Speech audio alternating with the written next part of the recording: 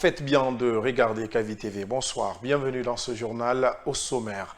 Un peu plus d'un mois après sa création, la Direction générale des élections connaît désormais sa première responsable et c'est d'ailleurs une première dans l'histoire de la Guinée. Son nom, Guinabou Touré, elle était jusqu'à ce mardi soir directrice nationale des affaires et politiques et de l'administration électorale du ministère de l'administration du territoire et de la décentralisation. Le forum du dialogue citoyen a pris fin ce mercredi à Conakry. Ce rendez-vous d'échange qui s'est ouvert hier était à sa deuxième édition, une occasion de mettre en place un espace d'échange et de réflexion ouvert à toutes les composantes de la société guinéenne avec pour thème leadership féminin et responsabilité citoyenne. Et puis le périple continue pour les petits explorateurs du groupe Mondial Express actuellement en séjour à Accra. C'est au Ghana. Après la visite de plusieurs sites touristiques, place à l'éducation. Ils ont été inscrits à l'Institut Hop Life pour une immersion pédagogique. Vous le verrez dans ce journal. Voilà pour le sommaire.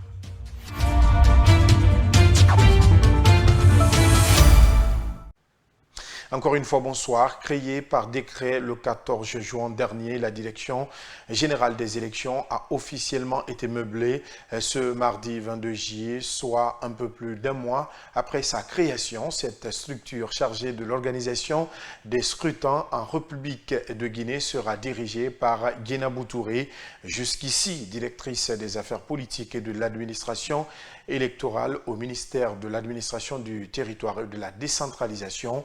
Mais qui est-elle? Retour sur son parcours avec Bangali Camara. Guinabou Touré est la nouvelle directrice générale des élections en Guinée.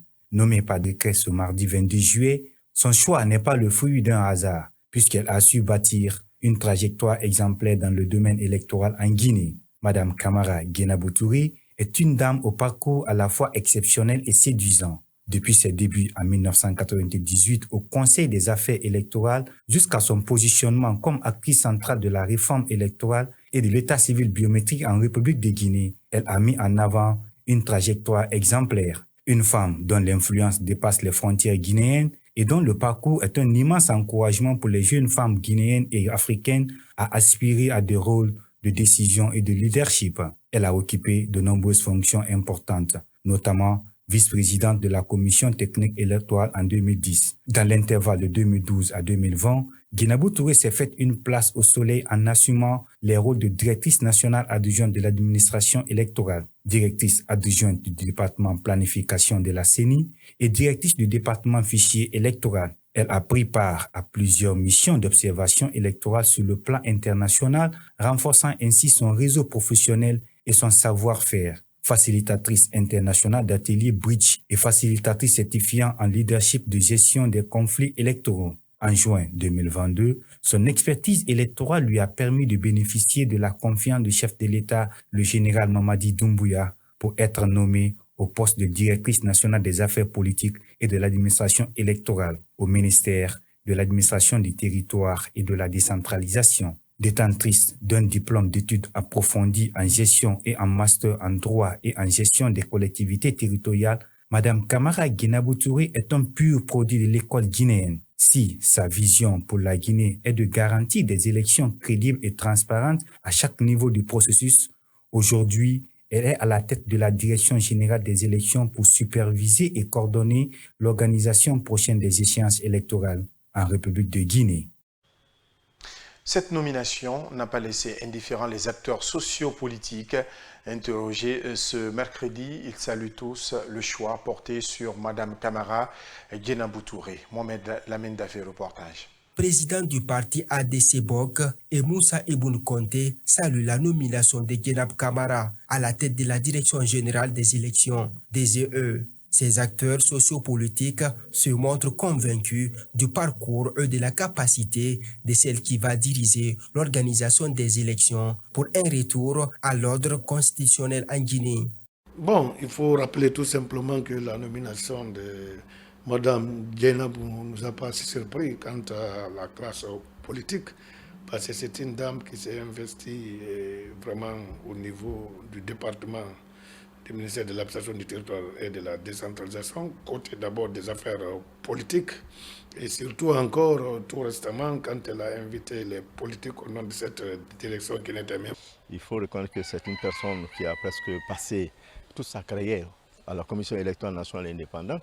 Elle a été à tous les services techniques, administratifs de la Commission électorale nationale indépendante. Elle a géré le processus électoral de fond en comble. Donc c'est une dame qui est pétrie de talent et beaucoup d'expérience. Dans sa communication, Moussa Ibn Conté a adressé un message à Guénab Camara, la nouvelle promue. Le conseil que j'ai à lui donner, c'est de travailler toujours en équipe, de consulter tous ses collègues, de ne jamais prendre une décision sous le coup de l'émotion, de prendre toujours le recul face à des situations d'urgence. Guénab Camara est l'un des experts électoraux reconnus en Guinée. Elle a été membre de l'ancienne CENI, Commission électorale nationale indépendante. Je vous le disais au sommaire, le Forum du dialogue citoyen a ouvert ses portes ce mardi à Conakry. Cette deuxième édition a permis un espace d'échange et de réflexion ouvert à toutes les composantes de la société guinéenne. Le thème choisi est leadership féminin et responsabilité citoyenne. Ce forum, organisé dans le cadre du programme de consolidation de la paix et de la cohésion sociale, a réuni d'éminentes personnalités, de représentants de la société civile et des invités venus de nombreux pays d'Afrique. Kibabari et Ousmane Kamara, compte rendu. Après le succès de sa première édition, le Forum du dialogue citoyen pour la paix et la cohésion sociale a tenu sa deuxième édition ce mardi. Elle a mis à l'honneur les femmes leaders guinéennes tout en incitant davantage de femmes et de jeunes filles à s'engager activement dans la vie publique. Lors de la cérémonie d'ouverture, le directeur exécutif de l'African Crisis Group, Dr Sékou Kourissi Kondé, a salué l'héritage de lutte des femmes en Guinée tout en soulignant leur rôle central dans la consolidation de la paix et du développement économique. Et souhaite que les femmes leaders de Guinée, à partir de ce forum-là, que nous préparons ensemble le prochain forum qui sera consacré aux femmes leaders de Guinée, pour que les Guinéens entendent le leadership féminin, qui n'est pas lié à l'âge, qui n'est pas lié à la profession, qui n'est pas lié au statut, qui est un développement personnel naturel. Invité à cette cérémonie, Momadi Nicole Mbumbayo a salué en premier la fraternité et l'entraide entre les femmes guinéennes avant de lancer une invite aux femmes africaines pour la création d'une banque d'assistance. Au niveau de Kira Femmes en Action, par exemple, nous sommes en train de travailler sur une solution de création d'une banque digitale. Nous avons ouvert le capital et nous sommes sérieusement avancés sur ce projet. Au niveau de Impact Ladies, nous avons réussi à mobiliser la totalité des fonds pour créer Amazon Finance, qui est un établissement de microfinance, mais la finalité, c'est de basculer en une banque des femmes pour les femmes. Parce que j'ai compris très tôt que sans l'argent, nous ne pouvons rien faire. Nous allons parler, mais nous resterons toujours au même niveau. La cérémonie a également été rehaussée par la présence d'Ahmed Kanté, ancien ministre des Mines, vice-président du patronat et président de la FEPAMGI. Dans son intervention, il a tenu à rendre un vibrant hommage aux femmes guinéennes. À la suite de mes prédécesseurs autour de cette tribune, nous dirons que nous avons tous intérêt à célébrer celles-là qui nous ont engendrés, celles-là auxquelles Dieu a donné ce pouvoir et qui, quelle que soit notre hauteur, nous prennent toujours pour leurs enfants. Nous sommes les enfants des femmes de Guinée.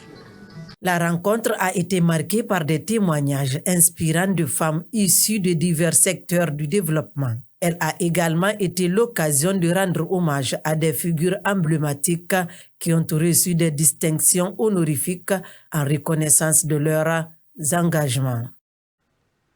Et puis, une mission de la Haute Autorité de la Communication HAC a animé un point de presse dans la préfecture de Siguiri. Plusieurs thématiques ont été abordées, notamment l'avenir de la presse en Guinée, le respect de l'éthique et de la déontologie du métier, mais également l'obtention de la carte professionnelle de presse. Je vous invite à suivre quelques propos au micro de notre correspondant Ousmane Ossekondé. L'objectif de notre présence à Siguiri, c'est de faire la restitution des résolutions issues du forum sur l'avenir de la presse que la Haute Autorité de la Communication a organisé à Conakry, parler de la convention collective, de l'autorégulation qui est l'Observatoire guinéen des médias, parler de la valeur de la carte, cette qualité qui s'ajoute désormais à la qualité de journaliste, et puis expliquer aussi la dernière décision en ce qui concerne la présence sur le terrain des web TV. Donc nous sommes venus appeler au journalisme, au professionnalisme dans le traitement, en commençant d'abord par la collecte, le traitement et la diffusion de l'information. Les interpeller à faire preuve de professionnalisme dans le traitement et la diffusion de l'information. Donc les inviter à faire preuve de professionnalisme, donc il était question de ça. Et en plus de ça aussi, autre volet de cette communication, c'était l'obtention de la carte de presse. Et comment on peut obtenir la carte de presse facilement?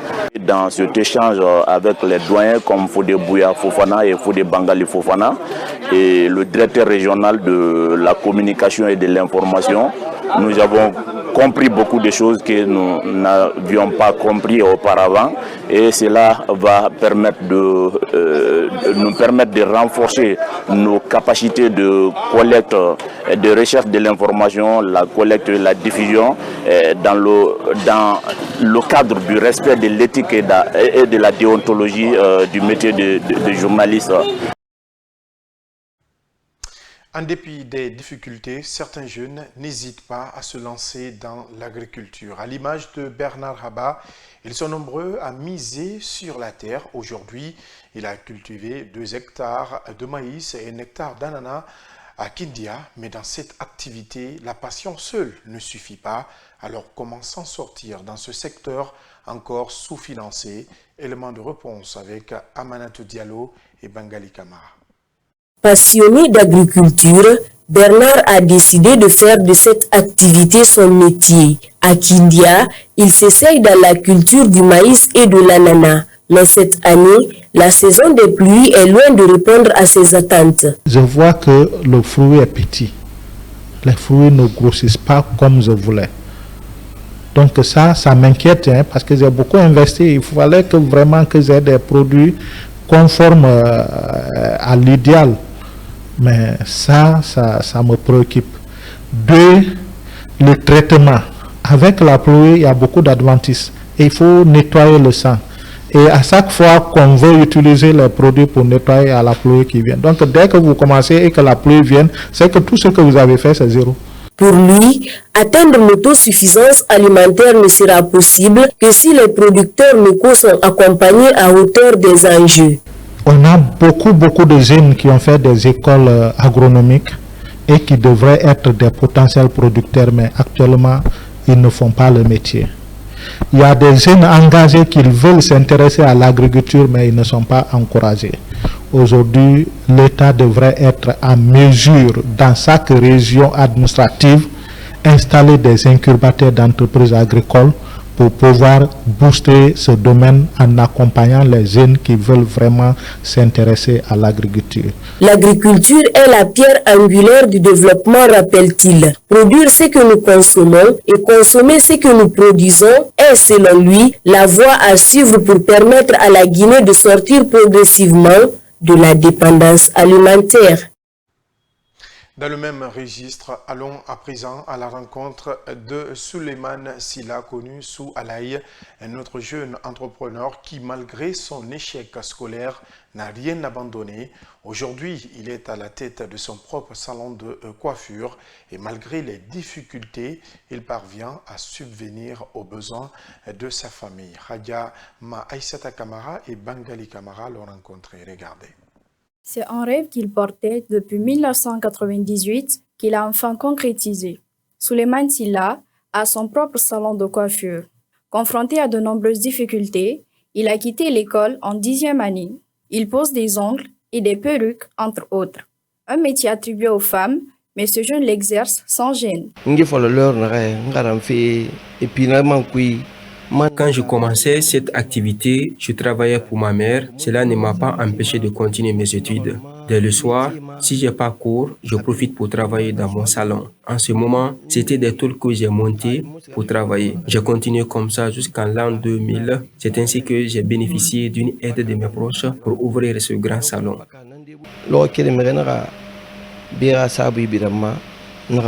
Ces critiques n'ont fait que renforcer l'engagement et la détermination de Souleymane. Son désir ardent de créer et d'embellir surplombe tout. Il y a des gens qui se moquaient de moi parce que je faisais des choses féminines. Pourtant, il n'y a pas de métier à minimiser. Dans la vie, il faut faire ce que tu aimes pour réussir. C'est dans ça que Dieu va t'aider. Dans un contexte où les mentalités évoluent, de plus en plus de jeunes choisissent de briser les stéréotypes. À l'image d'Alaï, ils suivent leur voie sans prêter attention au regard des autres. Colonie de vacances 2025 du groupe Mondial Express, je vous l'annonçais au sommaire, les petits explorateurs entrent dans le second volet de l'immersion linguistique à Accra. Ils ont été inscrits à l'Institut Hope Life pour les cours d'anglais. C'est un reportage de notre envoyé spécial, Mamadou Tanouba.